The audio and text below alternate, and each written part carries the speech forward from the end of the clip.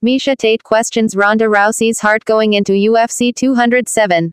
December 28, 2016 at 1:25 PET. Few fighters know Ronda Rousey better inside or outside the octagon than her former opponent Miesha Tate. The two women engaged in arguably the most bitter rivalry in the history of women's mixed martial arts that spanned years between their first fight in Strikeforce to a season spent coaching against each other on The Ultimate Fighter, to their eventual rematch.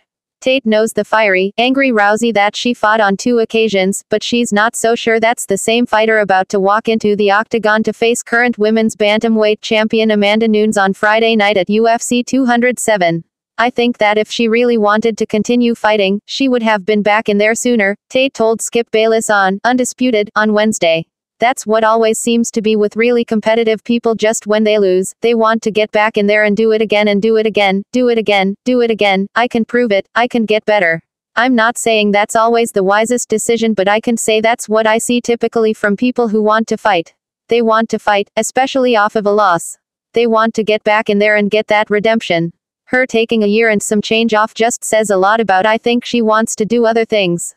I don't really think that she wants to be in there fighting anymore, but I think that she's doing it sort of as a favor to the UFC. To add on to Tate's concerns about Rousey's mentality going into her upcoming fight, the former champion has created a media blackout in the lead up to her return bout. Outside of a couple key interviews, Rousey has declined to do any interviews, including any fight week media, which is standard and typically required fare for all UFC athletes. Tate faced the media before and after all of her biggest wins and toughest losses, so she's no stranger to the good and the bad that come along with it. Still, Tate wonders why Rousey is suddenly so inaccessible, especially after she shot to superstardom in large part because of her work doing interviews and appearances ahead of her fights. It makes you wonder where her head is at.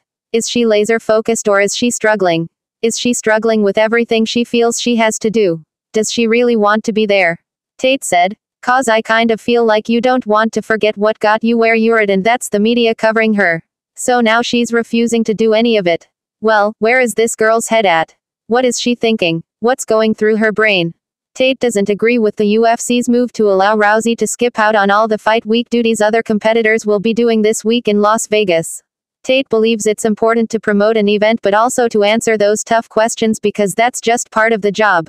"I think this is a huge fight and both of them should be doing the media," Tate said. "Being accessible a little bit to the fans. I sympathize, it's fight week, but everyone has to do it. There's never been an exception." Between the time off and the sudden media blackout, Tate feels like those two factors combined are enough for her to wonder how much Rousey really wants to be back in the UFC after spending more than a year out of the sport following her loss to Holly Holm last November. "That's what really makes me think she doesn't want to be doing this," Tate said. "Maybe she doesn't want to do it. 'Cause maybe she said, 'Look, I'll do it under one condition, I do it my way.'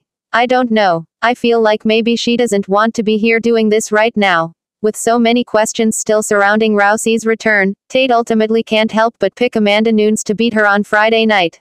Tate faced and fell to Nunes back in July, so she knows what the Brazilian wrecking machine is capable of doing to anybody in a fight, much less someone whose heart is just no longer in it. "I do, honestly, I do," Tate said when asked if Nunes would topple Rousey at UFC 207. "I think if one of those right hands lands, unless really everything goes her way and she gets that clinch, gets it down quick and gets it over. Ronda has the ability to finish anybody. So she could do it. I'm not counting her out, but I am saying if push comes to shove, I just don't know if her heart's really in it anymore. Amanda's heart is. She's in it. She's in it to win it."